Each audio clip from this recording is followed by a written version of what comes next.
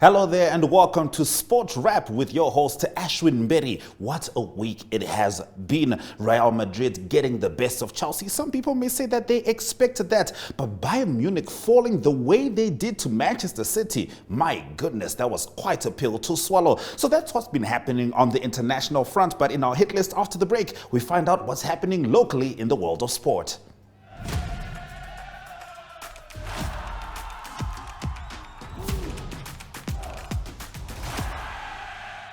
Now, Mamelodi Sundowns were believed to be at an advanced stage in a potential deal with Namibia international Prince Shuweda last week. Now, reports went as far as claiming that Shuweda and his family had even had the opportunity to meet some senior Sundowns officials at their Klokop training base. A source also claimed that Sundowns had already met with the representatives of Shuweda and were said to be about 90% ready with their offer for the player. As it stands, the winger currently plies his trade abroad at Pritzren, and it is not clear if he has indeed signed with Sundowns. Now, Brave Gladiators forward Anushka Kodum has announced that she will be taking a step back from doing national duties, citing unresolved issues with team management, including uncertainties relating to payment. Stay with us as we head into the Zoom In segment shortly.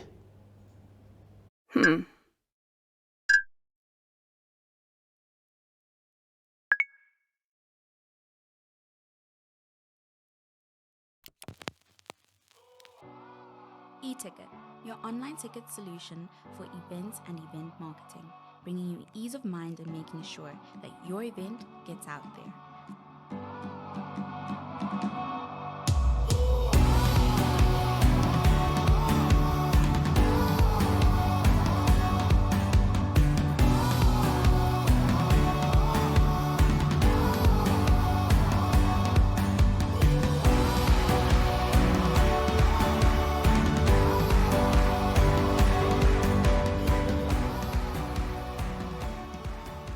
For more information, contact events@nhcom.na.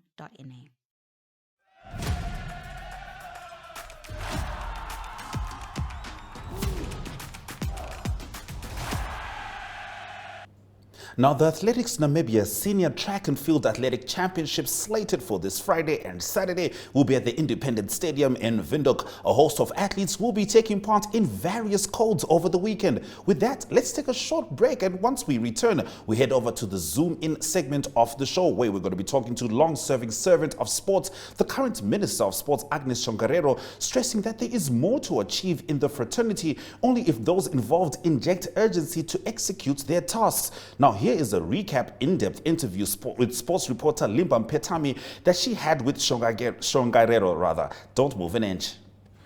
All right, so welcome viewers. We are joined by the Minister of Sports, Agnes Shongarero, just to speak to us about, what she's been busy with currently, and for you to find out who the minister is when she's not in the office.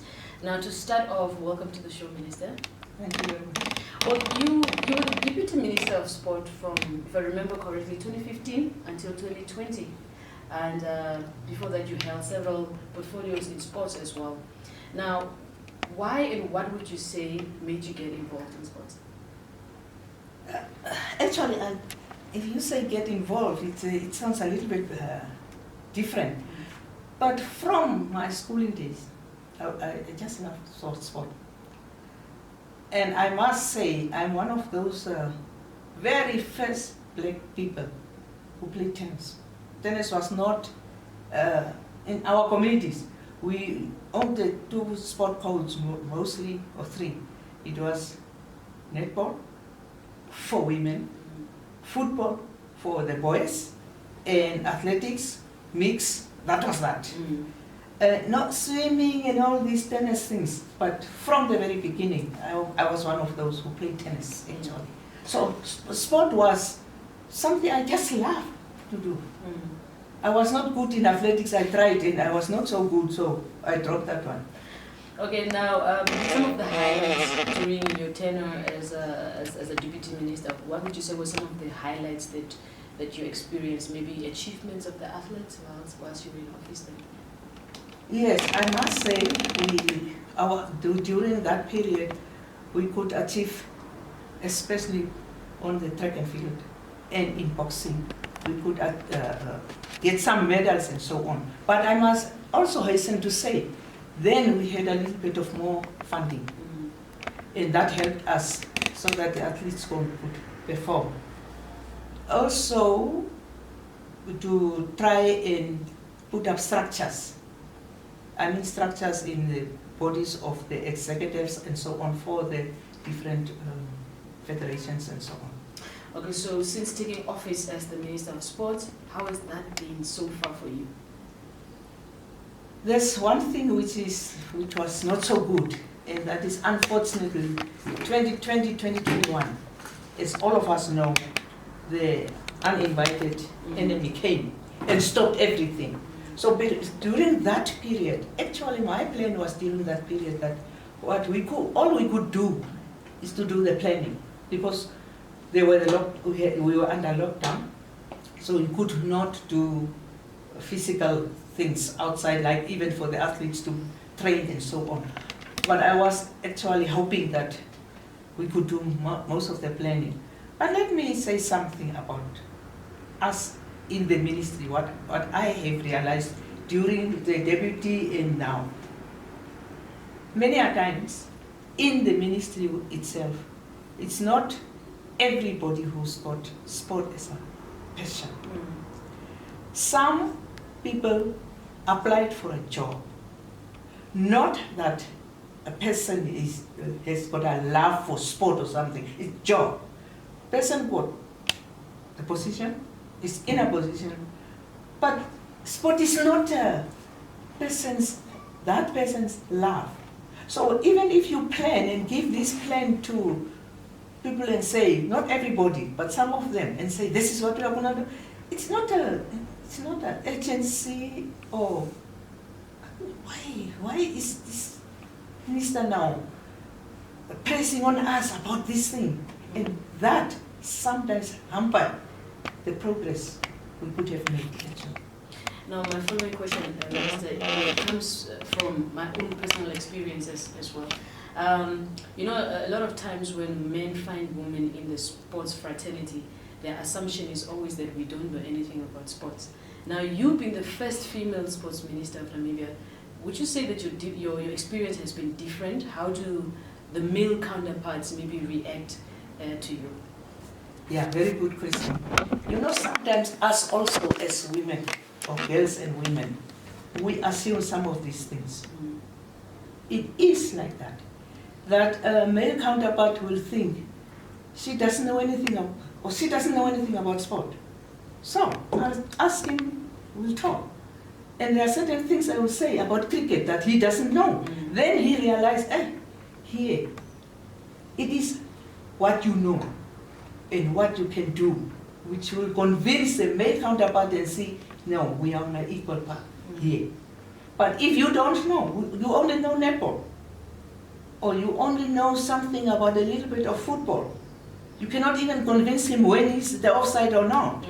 Then you will say, this woman doesn't know. But when you can, and we have to do all we can to know our level, where are we?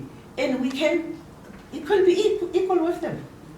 And they will realize and have respect for the women. If they realize that this woman know more in golf about more than me, or cricket more of me, or more than me, swimming, hockey, just call me.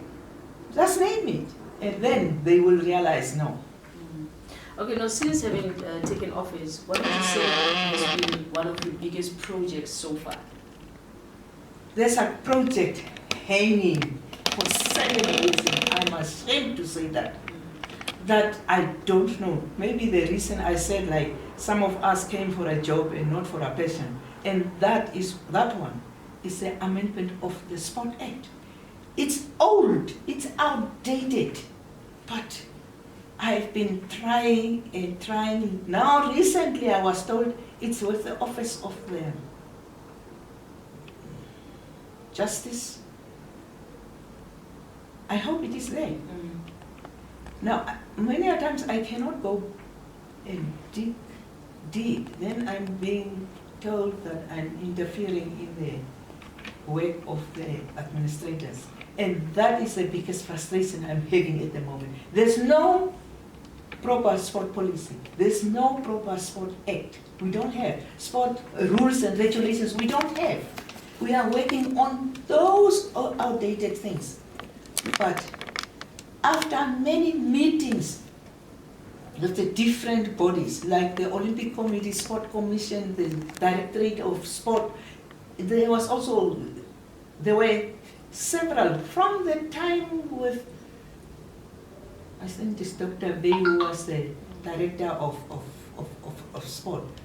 There were meetings held in Ochibarongo, there were meetings held in Greaters, whatever place here outside Wintu. Meetings were held in Hobabes, wherever. I don't know why we are so still struggling to get new things in, like the Sport Act, the policy, sport policy, the rules and regulations, which goes with, those three things actually go hand in hand. Now, the biggest frustration when it comes to the sports fraternity has been, as we all know, money. The sports budget, for instance. How do you think you can influence an increase, for when the new budget is being tabled? I can only try my best. I can only try my best, but now you can see that with the reduction, as it came to be reduced, even the performance of the athletes are also coming down, because it's not just that you go and get a medal. It takes many years to build the athlete up to the level to get a medal. But if you, let's say now we came back now from the Commonwealth. We know after 4 years there will be Commonwealth in Australia. Of course, yes. We know. Now it's for us to build. We have to build, but to build that athlete up till there, we must have the funding. Now, it's a pity that when the athletes have to go out for Commonwealth or for Olympics, we will come highway or whatever, we will find the money and send them to do what if we have not prepared them. Because for the athlete, you prepare the athlete to qualify first. Now the athletes have qualified. After qualification, the athlete must prepare. You don't prepare in 2 days. All the other countries, when they went there, and that is what we are going to do next week, we are going to have a meeting to start planning and say now, okay, we have got Ananias is getting old. Who's the next one following Ananias? We have got Hilaria Johannes. She's getting also, I don't say old in that sense, but for the track, the years. The other ones are coming. Where are ours? Who are they? Where around are they? And what are we going to do with them now? Can we take them? Can you give them scholarships? Because there's a body which is called Olympic Solidarity. Yes. Olympic Solidarity is an international body with money there in Lausanne, Switzerland. If Namibia doesn't use the money, they will take that money and give it to Suriname or give it to any other country who needs it. Are we having, because you cannot just say to Olympic Solidarity, give us the money, they don't give. You must have the athletes. And you say to them, not the Olympic Committee, let's say athletics union of the boxing or swimming or whoever. This is the athlete. This is the portfolio. This is a track record of this athlete. We want this athlete for scholarship. Where the scholarship is going to be in Canada or wherever, what. But all those are the things we have now to do. Not when it's 4th year and we must go to Commonwealth. Yeah. Now speaking about the athletes, preparing these athletes, I remember a couple of years ago we signed a memorandum of understanding with Japan. Now, what are the developments in that regards to assist Namibian athletes, maybe from that memorandum of understanding, since now we're also preparing for 2024 Commonwealth Games? It's good that you brought it up. And this is now the time we have to go back to the embassy of Japan and say, but you must have something. Yes. Yes. You cannot go and say, yeah, we have the understanding, now we want you to help us. No, with what? How? Even in that agreement, there's construction even. And now other people want their stadiums to be built also. Yes. Yes. Yeah, so those are the things. But the minister cannot always go into those type of things and say, bring, way. Okay. Now, I wanted to also ask before we close off, Minister, maybe 2-3 questions. Do you think that you as an individual, as a Minister of Sports, having come from the deputy level, have you done enough to groom the next person to take over you, the next woman to take over you? That is very important for me, women empowerment. Do you think that you have done enough? Yes. There I can dance and say I have done. You know, wherever I am. Let's say I was in charge of, at one point I was in charge of netball. I groomed people. And I used to say, one day I will not be here forever, I will be going. Who's going to take over? Who are the people? Come in. Oh, that's okay. I was at Olympic Committee and I kept on saying, wherever I am, I always try to tell people, just learn from what I'm doing. Bring in your knowledge and move on. Don't rely on me. I might die tomorrow. But the thing is, sport will always be here till the end of the world. So I have done my part. Yeah. Yes. Now, when it comes to federations, we always tell federations, do this, do that, enter athletes for awards on time. The athletes themselves, what do you think are just some of the challenges that maybe with your experience, or rather the behavior of athletes you think that they should change? The athletes, to change the athletes depend on the coaches, the management of that federation. And many a times, and I am sorry to say that, when people say there's going to be an election of the, let's say, swimming board or so, we run because we want to be on the board without any clue about swimming, but I want to be there. Now you are elected on the board, and you are the biggest obstacle for the athletes because you don't have a clue about that thing. And that is what we are doing. It's very difficult. You cannot tell, I cannot tell you, no. What do you know about journalism? I know. And in the meantime, I don't, and that is what happens. Our downfall are not the athletes. Because athletes, you take them, are supposed to be taken from the younger age and be groomed up till whatever age it's going to be. But if we, as the leadership in that federation, doesn't even feel the agency to enter the name of an athlete. Do you know that recently in Commonwealth, where we were now recently, something happened. We don't tell always you guys. There was a wrong entry in swimming somehow. Yes. I won't say everything. Yes. You can go and ask swimming, they will maybe tell you. And some of the parents were unhappy. Where did it start? It's not the Olympic Committee. That committee is just to get everything and forward it further. The federation, they make the mistakes.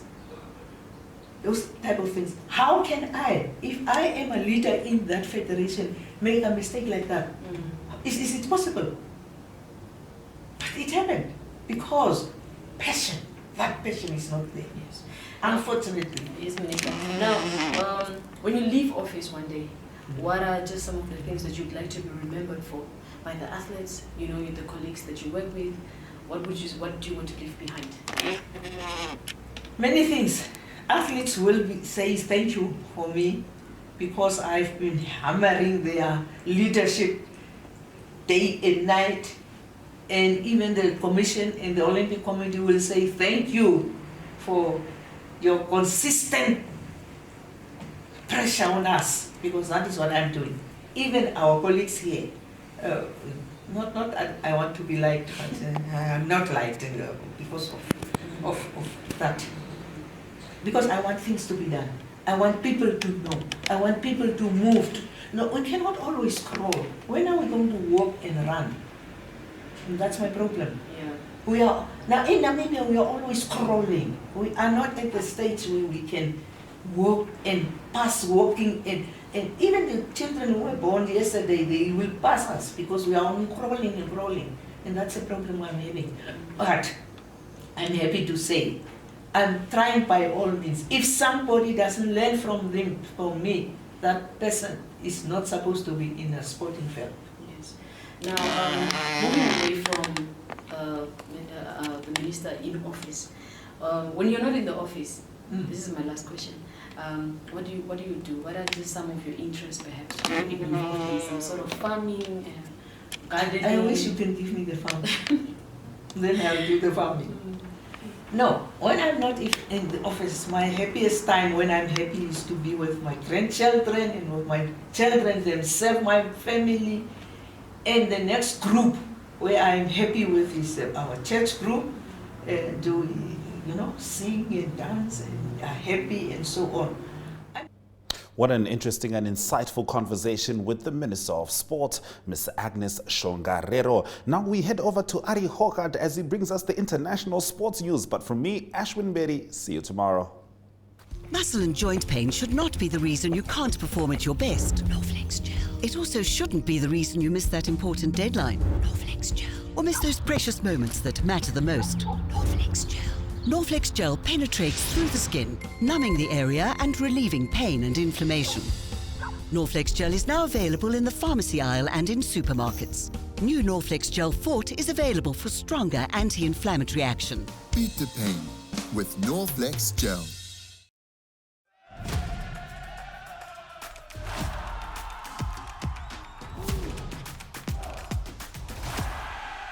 Good day everyone, time for international sports news and starting off with tennis news. It's the Monte Carlo Masters continuing. It's sponsored by Rolex and it's the start of the clay season leading up to the French Open later this year. In the round of 32, it's Holger Rune that beat Dominic Thiem. Dominic Thiem, a very experienced player. He had lots of injury challenges, but it was Rune that won 6-2 and 6-4. Then it is American Taylor Fritz. He's got a good result for Taylor Fritz. He beat Sam Wawrinka by 7-6 and 6-2 to go through to the round of 16. And then Daniel Medvedev, number 3 seed, also safely through, beating Lorenzo Sonego of Italy. The score there 6-3 and 6-2. Tough game coming up for Daniel Medvedev. He's playing against the number 13 seed Alexander Zverev of Germany. And that will be in the round of 16 for a place in the quarter-finals. Continuing international sports news with UEFA soccer action that was played in midweek. One of the quarterfinals, the first leg of the quarterfinals that was played. It is Real Madrid, the defending champions. They played at home. They played against Chelsea and they beat Chelsea by 2-0. It was a tough game actually for the defending champions at home. They were leading 1-0 in the second half when there was a red card for Chelsea's Ben Chilwell. And so it was still Chelsea that defended bravely, but in the 70th minute it was Asensio, 74th minute, he scored to make it 2-0. That is for Real Madrid, and now the return leg will be at Chelsea. The other game played in the quarterfinals was AC Milan. They played at home and they played against Napoli, and a close win for them. They won 1-0. The return leg, the second leg of these fixtures, will be played on the 18th of April. Continuing international sports news with golf news, and it is news from the Asian Tour that partnered with the DP World Tour, that is the former European Tour. And the partnership has got to do with a tournament for the first time being played outside of Asia. It's going to be played in Scotland, so it will be at St Andrews Big Championship, they call it, and it's played at Fairmont St Andrews, not the well-known Fairmont St Andrews where the Open is played often. It is Fairmont St Andrews, and it's played at the Torrens Course. It will be played from the 24th to the 27th of August. That is an Asian Tour event in Scotland, and it's the first of 10 events that the Asian Tour organized. They call it the Elite Level International Series. 156 players will play in the tournament. Closing off today's international sports news with rugby news, it is the United Rugby Championship that continues. Southern African teams have home games after tough away challenges in the Champions League, or the Champions Cup, and it is 3 games that's played in South Africa of the United Rugby Championship. Firstly, on Friday evening, it is the Sharks that play against Benetton. That kickoff will be 6:30 on Friday evening. Then also on Saturday, the Bulls play against Zebra. That kickoff is 1 p.m. in the afternoon, and then the Stormers play against Munster. That game is in Cape Town, and it is 6:15 kickoff time. The news from the Stormers camp is that Dion Fourie, their instrumental Springbok flanker, will be out for quite a few weeks. He's got an eye socket injury, and it's also good news, at least on the other side, for Damian Willemse, the Springbok fullback and centre. He had a hamstring injury, hamstring scare, so to say, and he was cleared his fitness, so he will be able to play on Saturday against Munster, important component for the Stormers. That's international sports news for today. Hope you have a great sports day, and we talk again tomorrow. Goodbye.